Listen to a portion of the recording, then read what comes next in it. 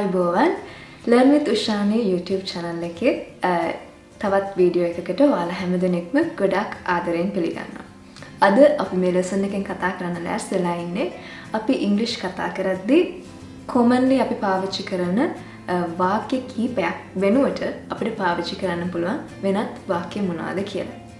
ඉතින් අපි දන්නවා අපි හැමදෙස්සම කතා කරද්දී how are you, sorry, thank you, yes මේ වගේ expressions පාවිච්චි කරනවා. ඉතින් මේ expressions හැමදාම අපි එකම විදිහට කතා කරන්න පාවිච්චි කරනවා.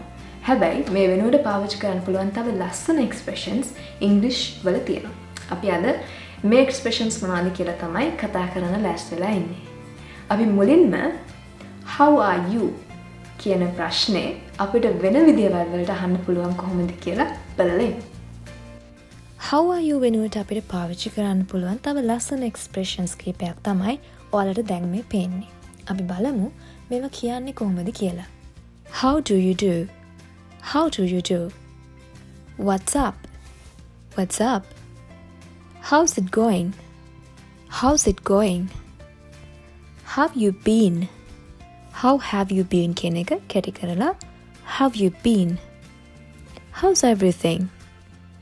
How's everything? බලන්න how are you වෙනුවට අපිට පාවිච්චි කරන්න පුළුවන් තව expressions ගොඩක් තියෙනවා නේ. අපි දෙවෙනියට කතා කරන්න ලෑස්තිලා ඉන්නේ I'm fine, thank you. තවත් අපි නිතරම අපිට ඇහෙන වාක්‍යයක් තමයි I'm fine, thank you. අපිට මේ වෙනුවට පාවිච්චි කරන්න පුළුවන් වෙනත් expressions මොනවද? අපි ඊළඟට ඒක බලමු.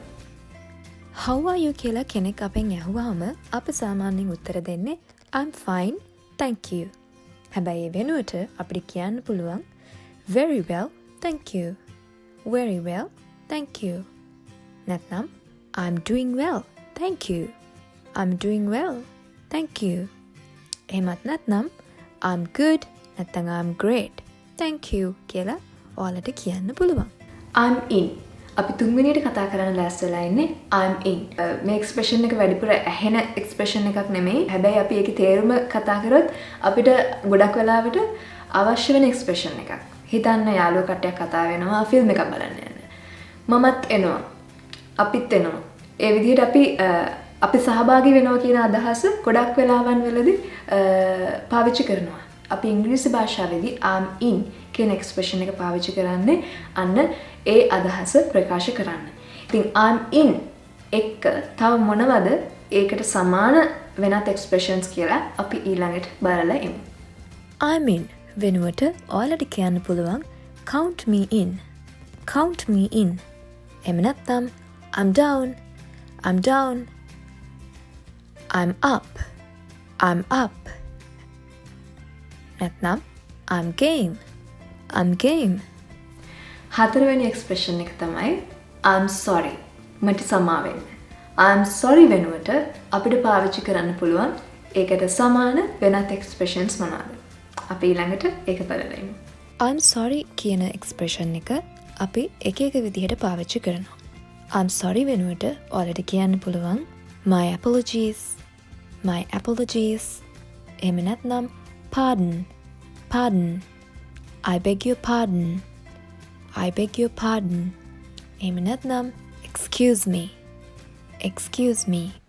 සමහර වෙලාවට අපි I'm sorry කියලා කියනවා වෙනත් කෙනෙක් අපි ළඟ ඉන්න කෙනෙක් කියන දේ අපිට හරියට ඇහුනේ නැත්නම්.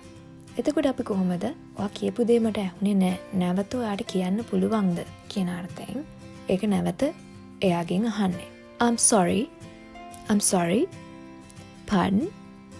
Pardon. I'm sorry, what was that?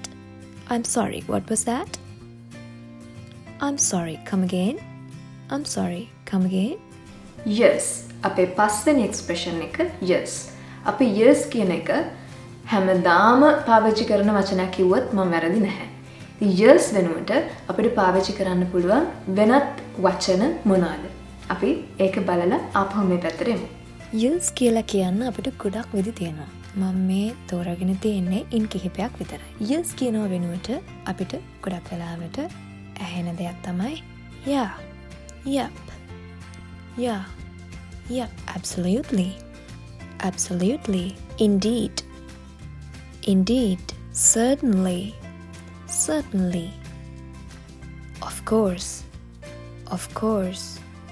ඉතින් අද අපි commonly පාවිච්චි කරන expressions පහක් වෙනුවට පාවිච්චි කරන්න පුළුවන් වෙනත් expressions මොනවාද කියලා ඉගෙන ගත්තා. ඉතින් හැමදාම කතා කරන ඉංග්‍රීසි වෙනුවට ඔයාලා තා පොඩ්ඩක් ඔයාලගේ ඉංග්‍රීසි ලස්සන කරලා advanced විදිහට කතා කරන්න මේ expressions පහ වෙනුවට ඉගෙන ගත්ත අනිත් expressions ගොඩක් වැදගත් වෙයි කියලා මම හිතනවා. ඉතින් අමතක කරන්න එපා Learn with Ushani YouTube channel එකට subscribe කරන්න. ඔයාලගේ අදහස් යෝජනා කමෙන්ට් කරන්න. මොකද ඒ හරහා මට පුළුවන් තව වැදගත් lessons ඔයාලට අරගෙන එන්න. එහෙනම් අපි ආයි නැවත තවත් වීඩියෝ එකකින් එකතු වෙනකම් ඔයාලා හැම දෙනෙක්ටම සුබ දවසක්.